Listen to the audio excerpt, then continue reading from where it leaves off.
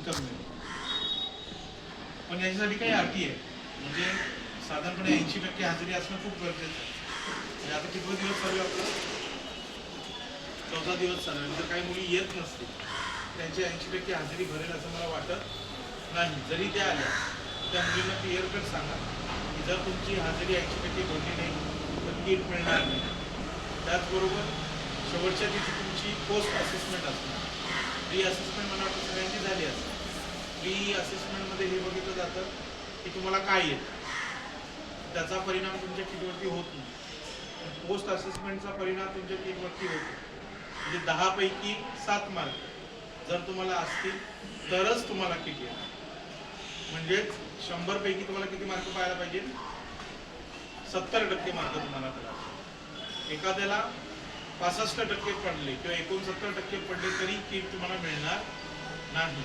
त्यामुळे अतिशय सिरियसली या सगळ्या गोष्टी तुम्हाला शिकून घ्यायच्या आहेत आणि सक्सेसफुली ही परीक्षा देण्याचा काय करायचा आहे, प्रयत्न करायचा.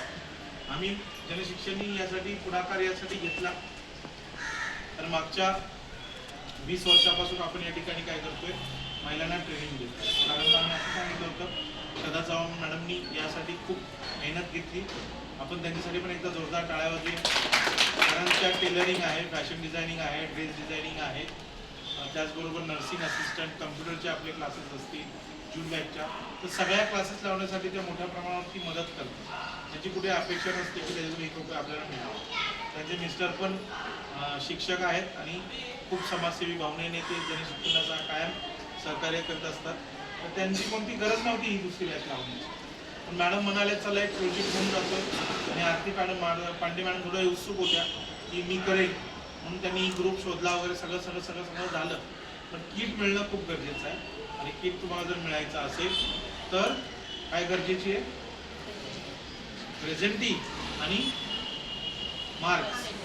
हां, कारण ज्यावेळेस मी आता परवा एक मीटिंग झाली त्यांनी असं सांगितलं